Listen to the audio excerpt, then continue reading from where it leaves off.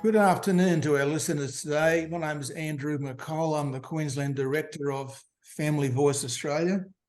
And it's our pleasure to welcome Dr. Gary Johns to our Family Voice Zoom this afternoon here in Australia. Dr. Johns is in Amsterdam. He's 8 hours behind us, so he's just gotten up a little while ago. And it's around about breakfast time in Amsterdam. So, hey, that just shows what you can do these days with the internet. So welcome to Dr. Gary Johns. And I'm joined today by my friend and colleague, Graeme Mitchell, and he's from New South Wales, he's from Sydney, and we'll be addressing some questions to Gary.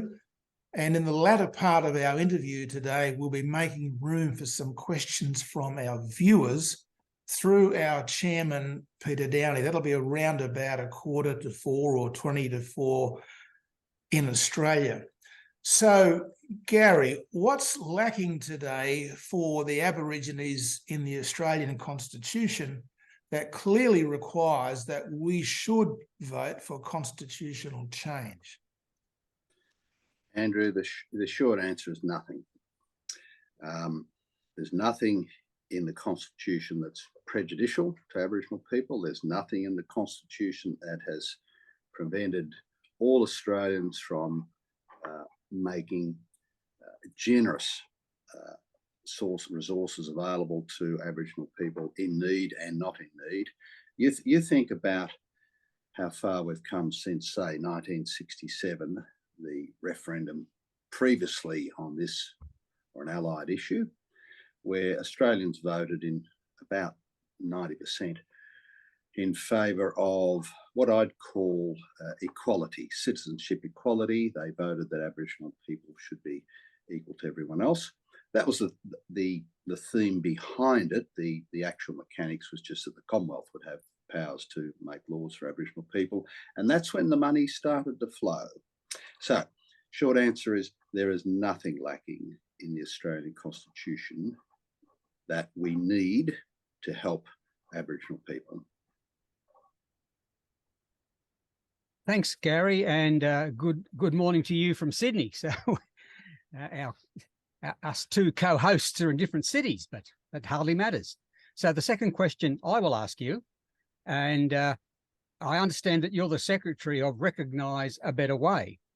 Will this better way be able to deliver results when current programs have produced few, if any, positive results, despite the expenditure of enormous amounts of taxpayer money? Well, recognise a better way was a very deliberate term. We suggested that there's a legitimate debate about recognising historically, if you like, in the historic sense, that there were people here at the time of settlement with Phillip in 1788. But beyond that, there's not a lot that's very useful in this political mechanism called the voice. The voice is an attempt to grab collective rights and put them into the Australian Constitution, and that would undermine individual citizenship. So it's a very nasty thing. What we've said is, in addition to an historic form of recognition, which you would put in a preamble, and it would be very simple, something along the lines of there were an Aboriginal people here at the coming of Europeans. The next thing is to have a conversation which is strictly ideological. You see, what's happened in the last 30 and 40 years is the sons and daughters and grandsons and granddaughters of the 1967 leadership of Aboriginal society said, wow, we like this, we've gone to university and we've got ourselves nice jobs, good incomes, and we've learned an ideology called self-determination. So their own lives were individually determining, but they wanted an ideology which is they would be collectively self-determining, i.e. Aboriginal people should run their own show. And that's why we literally cannot close the gap, because we keep handing money earned by everyone else to Aboriginal organisations who fight over the resources. And those monies are often used in a battle between family groups. I'd rather a position where we just had the best organisation deliver services. And I suppose the other element of that is that most people don't live through government.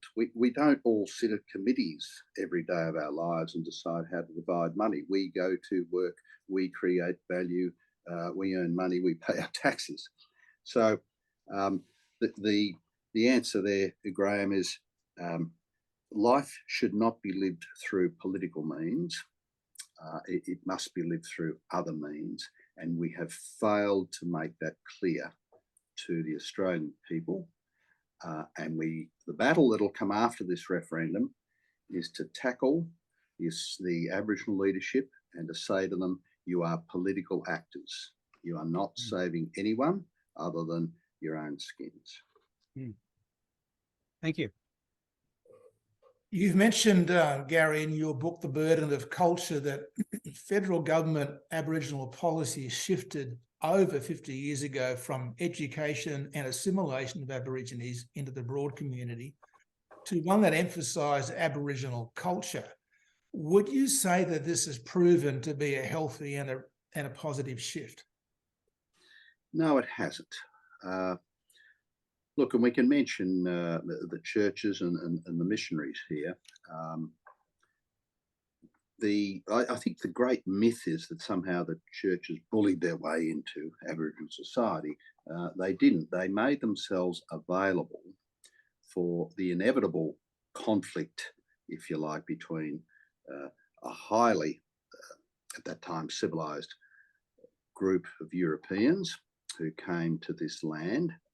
And keep in mind, someone was bound to do that, and an Aboriginal group who were not the beneficiaries of what the world had got on with. So there was always going to be a clash. The missionaries were the people who came in and saw the worst aspects of that conflict, which is, the issue of half-caste children who would be left abandoned by Aboriginal organisations or society because those children literally didn't fit, and they were to some extent cast out also by the white society. So missions did a great job. The assumption always was to protect Aboriginal people from European society, but also to prepare them for that society. So in other words, the underlying assumption was one of integration. And that integration occurred. There was intermarriage, people got on, people were prepared by way of skills. And so the overriding theme of the relations between Aboriginal and non-Aboriginal people has been one of integration. We have got along, but we don't hear that anymore. And that's the great sadness.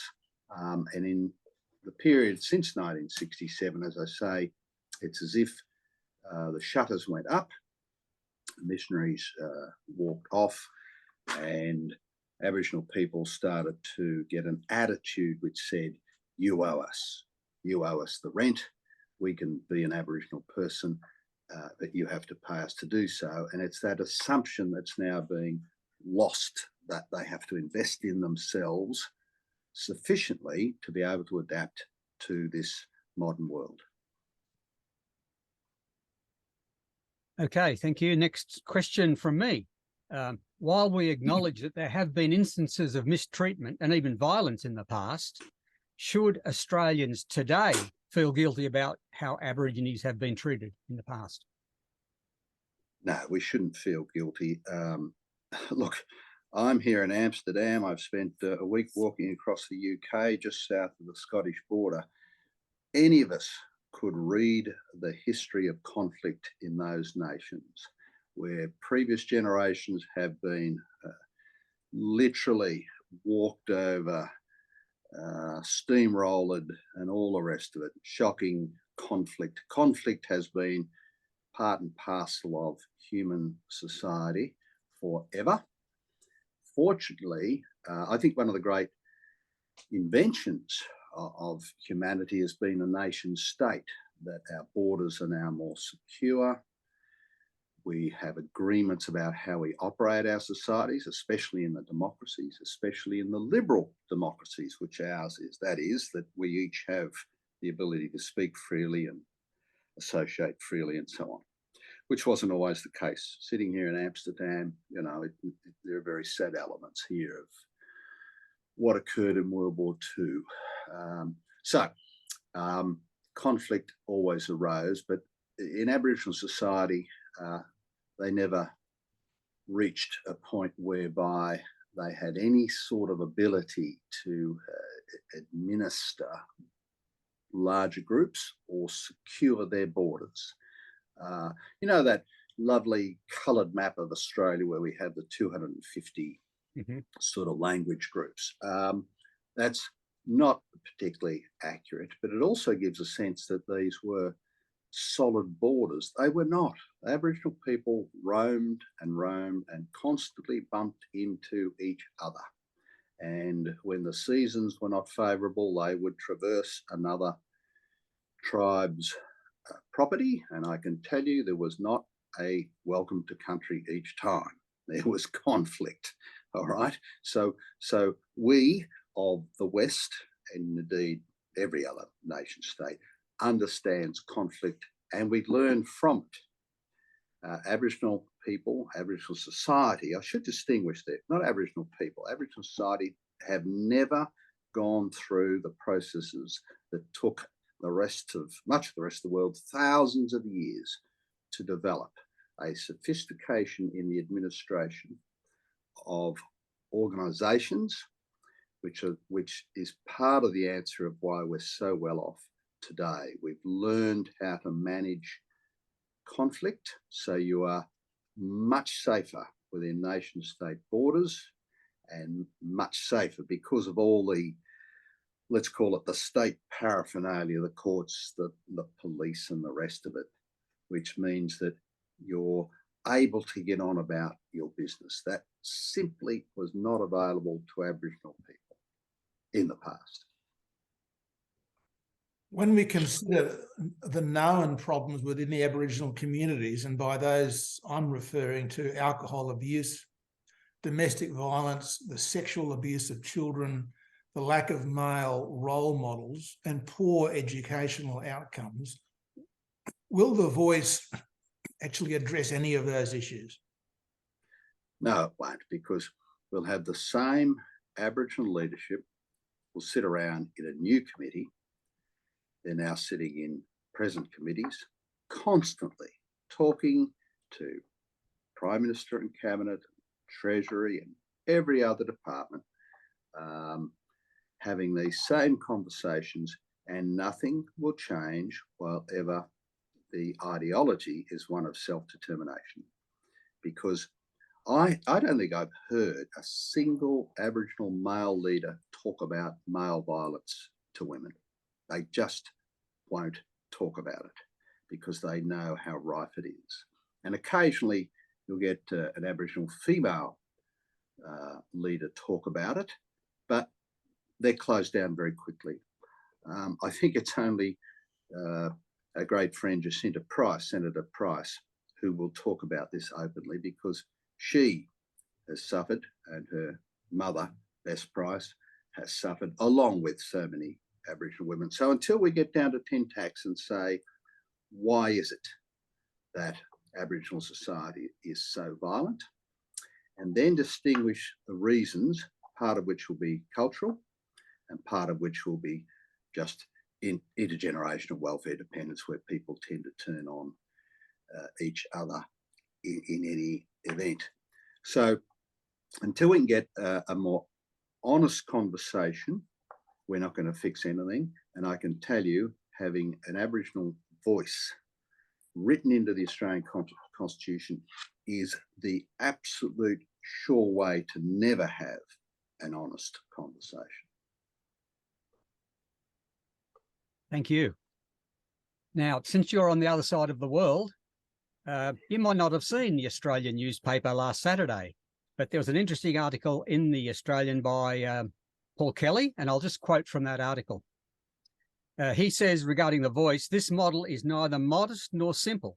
It is filled with complexity and unknowns.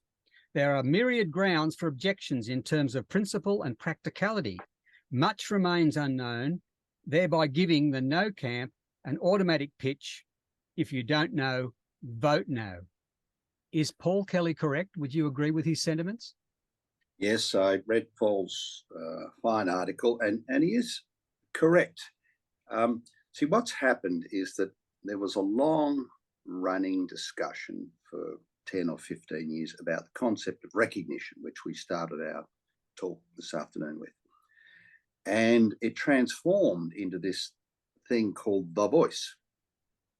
And the voice is, as I said, a new political institution which is to be put into the Australian Constitution and given its own chapter in the Constitution. This is unbelievably big. We have never done this before. So I'll tell you what some of the other chapters in the Australian Constitution are. There's the Parliament, there's executive government, there's the judiciary, and there are the states.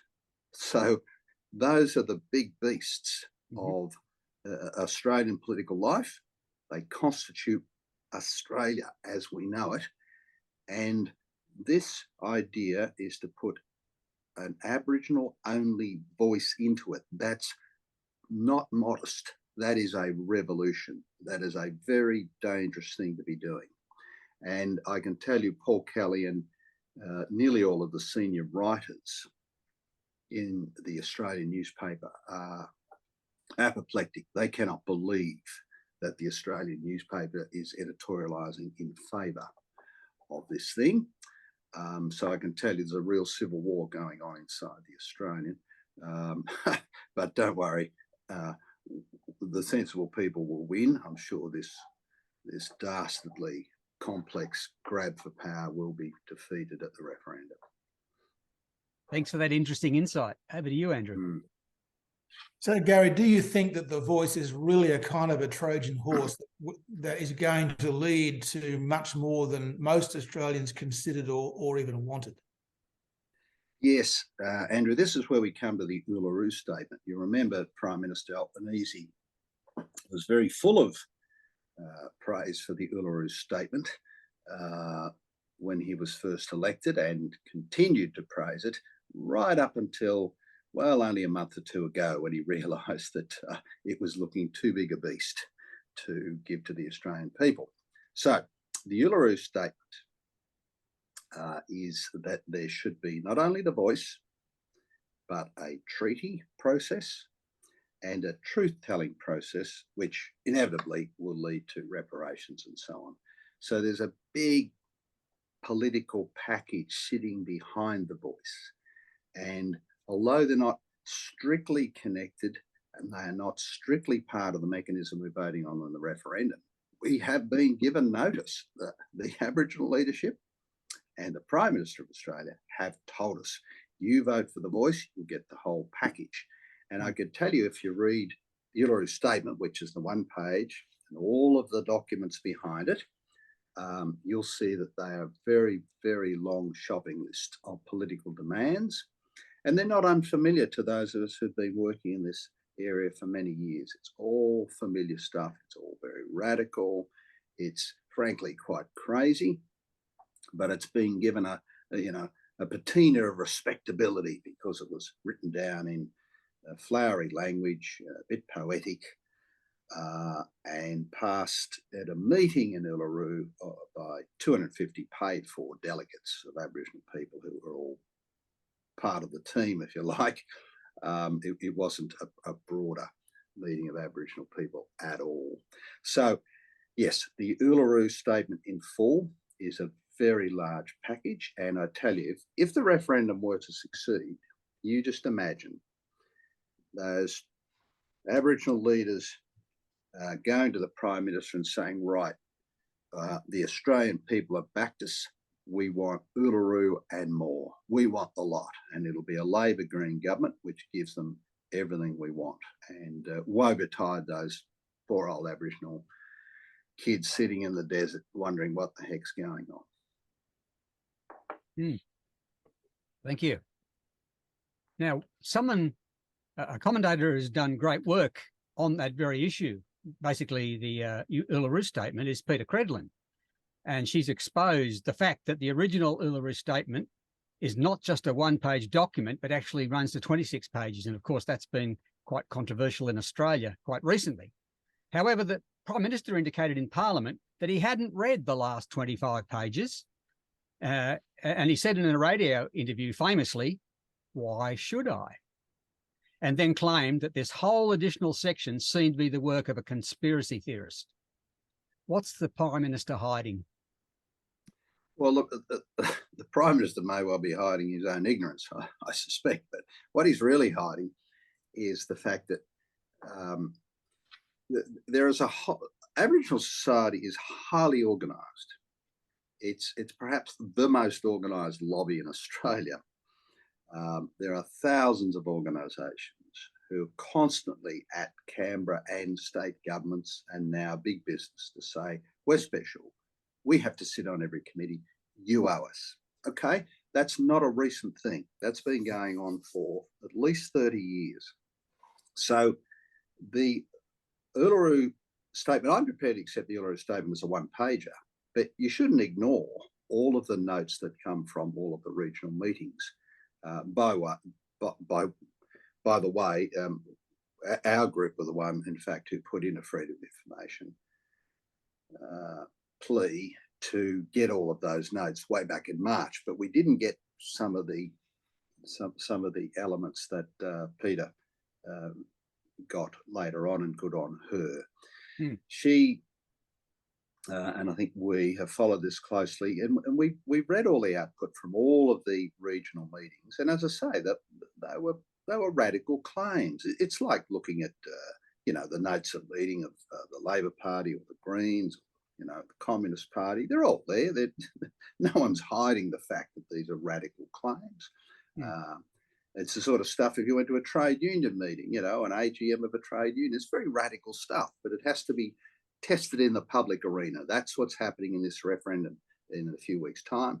These, I'd call them undergraduate ideas, are being tested in the public arena, and I think the Australian people will reject them because they know that this is a grab for power. This is not the way to run the country. And the Prime Minister, who is a creature of the left of the Labor Party, is doing nothing more than delivering to his own faction the heroics that one might as an undergraduate student leader, but not as a Prime Minister of Australia. He shouldn't be doing this. Gary, the Prime Minister seems to be deliberately vague about the long-term legal implications of the voice. Why would this be? Again, I think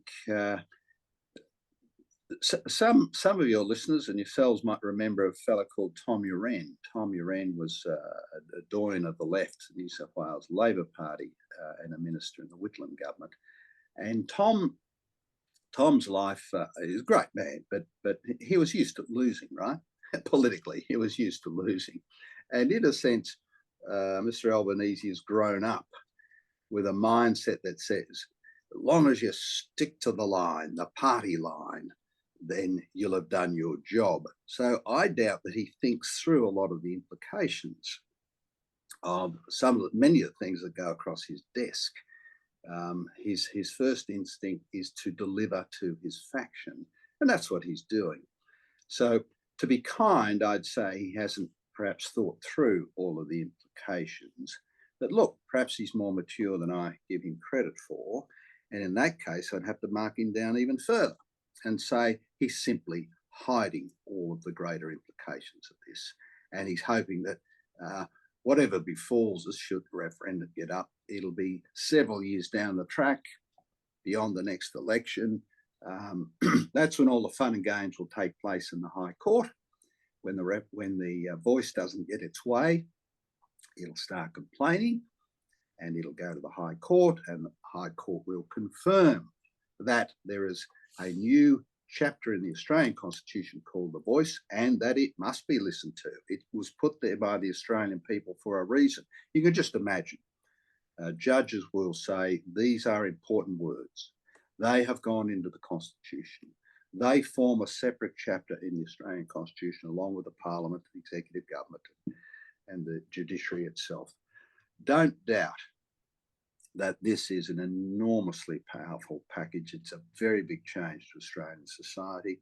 And as I say, the Prime Minister, well, I don't think he can be ignorant of this. He just wants to deliver to mainly that Aboriginal leadership. Remember those 21 people, 21 or so, who stood behind him when he first announced the final words that would go into the proposed to the Australian Constitution? He was in near tears. It was an emotional moment, but a very telling moment that he had been rolled in effect by these 20 or so Aboriginal leaders. That to me scares me. That shows a Prime Minister who's not in control. Excuse me.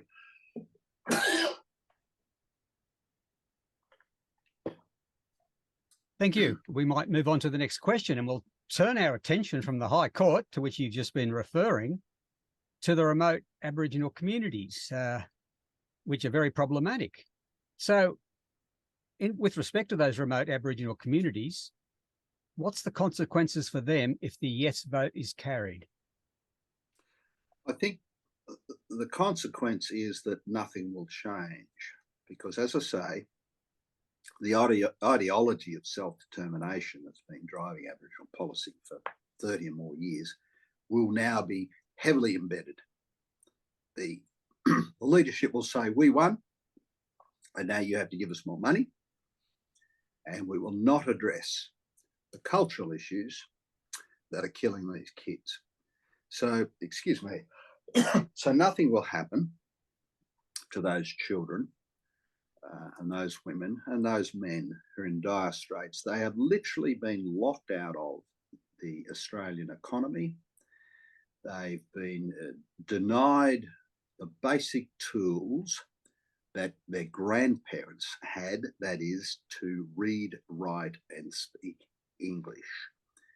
And what has arisen is an attitude that says, the white man owes us, we'll take everything he gives us, but we don't have to play the game. And by play the game, I mean turn up to school, invest in yourselves, and get into the modern world. And I tell you what, they can't escape it because they've all got mobile phones. They just don't know how it operates, or how you create value, or how you add to it, or how you make best use of those things that are around you. Instead, they sit in very remote places, do the same thing day in and day out, very poor diets, and really don't have much in their lives.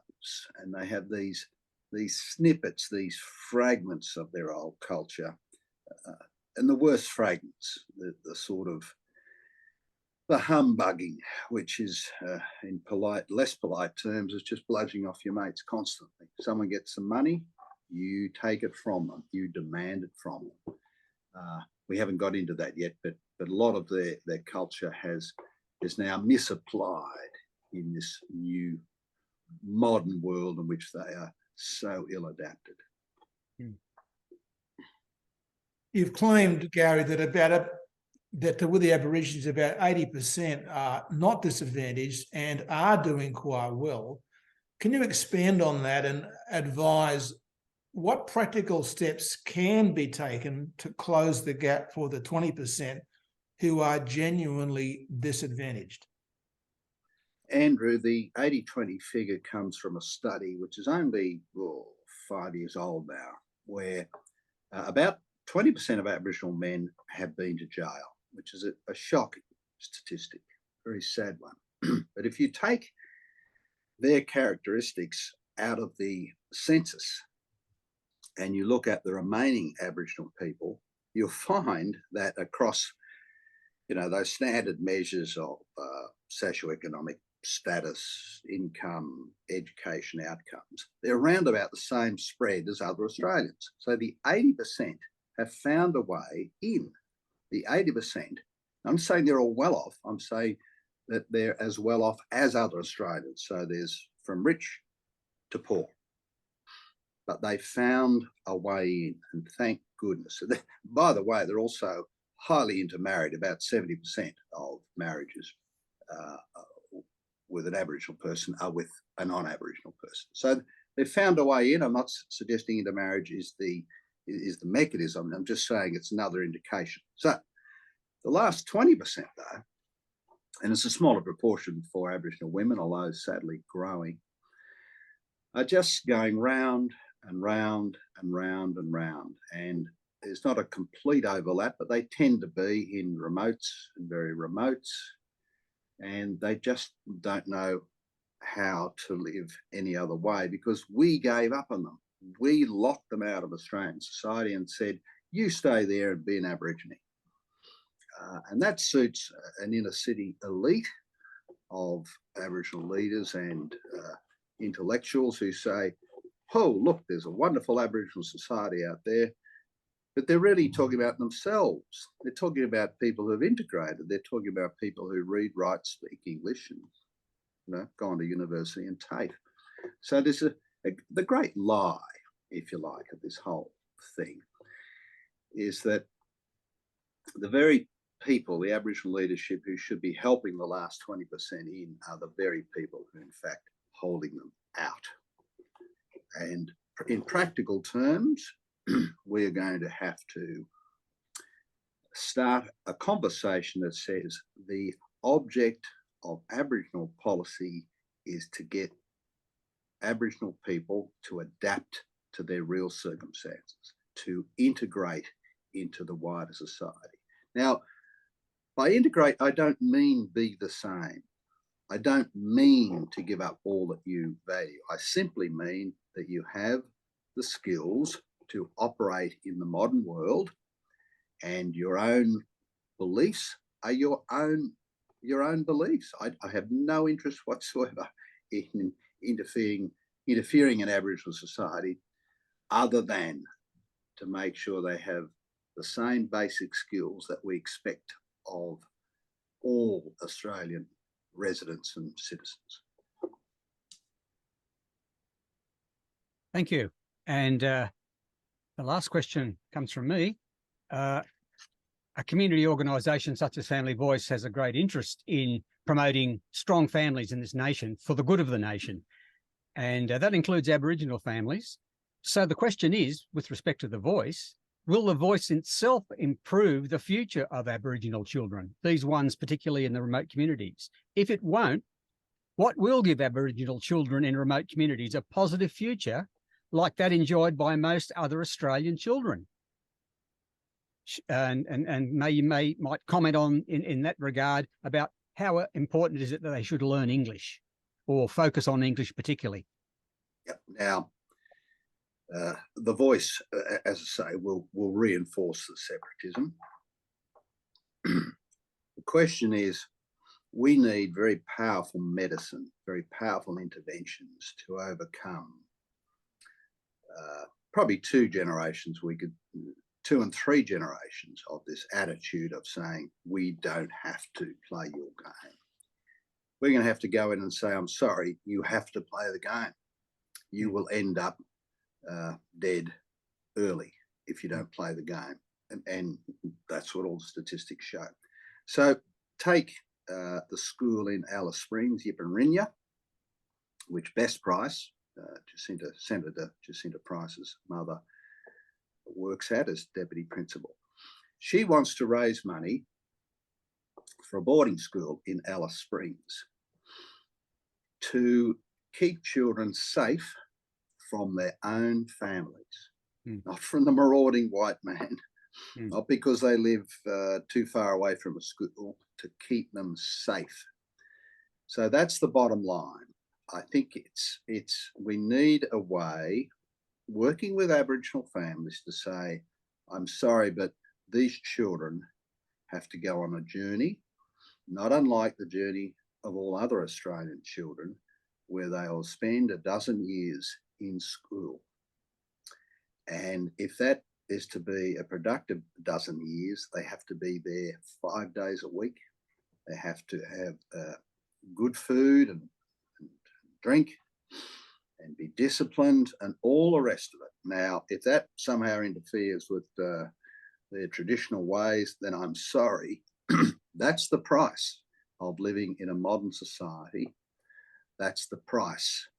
That's part of the obligation, if you like, the social contract that says if you want all of the benefits of this society, including all of the enormous help that we have in what we call the welfare state, then you have to apply yourself and use your best talents, procure and develop your best talents, so you can make a contribution. So we have to get that. We have to get that mindset back. And groups like yourselves, I think, are well placed to do that sort of work, because it will be family by family. It will be child by child. It's nothing to do with some big committee sitting in Canberra. They are the enemy. It'll be troops at the front line, good people now, whom I meet often, you know, the social workers and their teachers. But if you're some young teacher who comes out of, you know, West End or Fitzroy, the inner city set, that says, I'm going to go up north and do some good, you're going to be in for a shock. Because you are not there to nurse along Aboriginal children in their own culture as if it's a beautiful life. You should be there to bring them into the modern world. And if you don't have that mindset, don't go. You know, nurse, teacher, plumber, police officer, don't be in it unless you have a mindset that says, my role is to help give these children a way into the world that we all share. And hopefully we'll get some politicians with a bit of heart one day who will be honest about the job ahead of us. Thank you. So now that we've got our little set of questions answered, Gary, we'd like to throw open the floor to our viewers who may have been watching our sessions so far this afternoon with great interest. I'm going to ask my chair, Peter Downey. Peter, what's happening at your end? Are there a few questions coming in from our viewers? Yes, Andrew, I've got a couple of questions here. So the first one for Dr. Gary Johns is, will The Voice replace all the current Aboriginal organisations? And if not, what is likely to happen if The Voice gets up? Yeah, it's a very good question, because we're working with Aboriginal organisations presently who do not like The Voice, for the obvious reason that they think it will displace them, that the Voice will come in over the top and all of the present Aboriginal organisations will get knocked down a peg. So there's enormous suspicion among Aboriginal society about The Voice. They will not be abolished, or at least not in the first instance.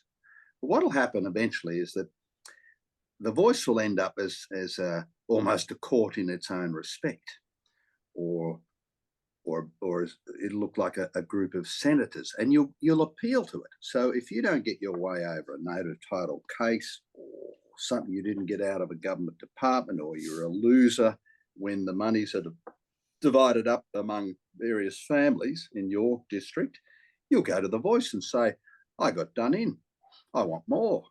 So it'll become this other forum for lobbying. It'll make life much more complex. It'll further politicise Aboriginal society, and we'll all pay for it. So no, those other bodies will not be abolished, because they're all consisting of Aboriginal leaders. They don't want to give up anything. No one cedes territory, political territory. So we'll have an even more complex Aboriginal political scene and a much more expensive one. Thank you, Gary. There's a question from the audience. Is chicanery an appropriate word for what the Voice people are promoting / doing? There's an old word. I think it is. I think it is appropriate. And look, you don't have to suggest that there are dark hearts at work here. These are people who think that they're doing the right thing. Though there are those who are it's just a straight out grab for power. The chicanery will occur as a consequence of the establishment of the Voice. You get that committee sitting around there with, the only model we've read is the Kalmar-Langton model. There will be 24 people sitting in that committee. They're already jostling for positions, by the way. And they'll see themselves as big shots on big incomes. They don't have to get their hands on the money. They will be talking to senior public servants and members of Parliament every day of the week, a permanent lobby. And the more they complain, the more they'll get. That's the chicanery. And if they don't get what they want, they'll go to a senator, an opposition or whatever, and they'll say, listen, here's the deal. We'll let through your bill if you force the government to give us what we want on another one. That's politics. That's what will happen. I'd call that chicanery. Yeah, that's not a bad description. Thank you, Gary. Another question is, can you give us a brief description of the current Aboriginal industry and how much money is currently being spent on Aboriginal issues, and how effective is this being? Well, the last published figure of monies that flow through all Aboriginal programs, state and federal, is more than $30 billion a year. Unfortunately, it hasn't been refreshed. I think it's just too embarrassingly large. There are more than 3,000 Aboriginal corporations in Australia. Now that's fine. It suggests that Aboriginal people are getting on and organising, but they're mainly, or a very large number of them are native title groups, bodies, corporate, and they hold the monies in trust for native title. They're actually doing very poorly. Most of them don't have any income. So just a note on that, native title has not worked out well for Aboriginal people. And that's a discussion we need to have after the referendum, to say, look, what can we do to make this work better? Well, no one's suggesting we undo native title. You couldn't possibly do it. But I fear in native title, for instance, that the next generation of native title holders will wonder what it was all about. Because they'll say, well, okay, we've got this thing called native title. What does it earn me? What does it get me?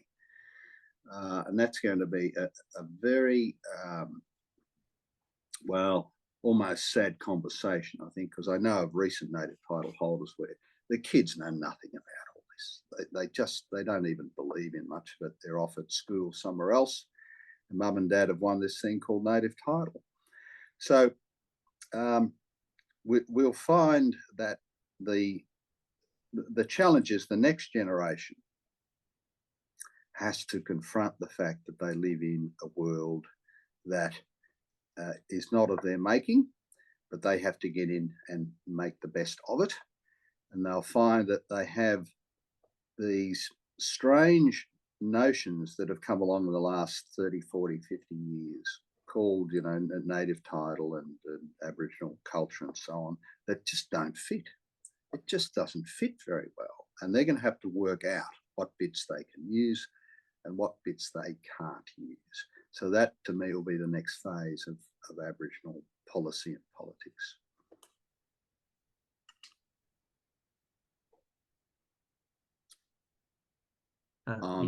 Thank you, Gary. The last question I've got here is, can you explain what is meant by truth-telling? Isn't this 1984-ish? Truth-telling comes out of the sort of commissions that were set up in, say, in South Africa after the fall of apartheid. And it was a good idea. The idea was that people would tell their truth about the horrors of apartheid. But with great respect, our horrible period was 200 to 100 and more years ago. So, and the only thing we know of those periods was written down by the white man. So we already know this. If it was biased, it's biased, but there is no other record. What's passed on intergenerationally verbally is, with great respect, like Chinese whispers, wholly inaccurate. So we know the truth of the settlement of Australia. We can't not know it.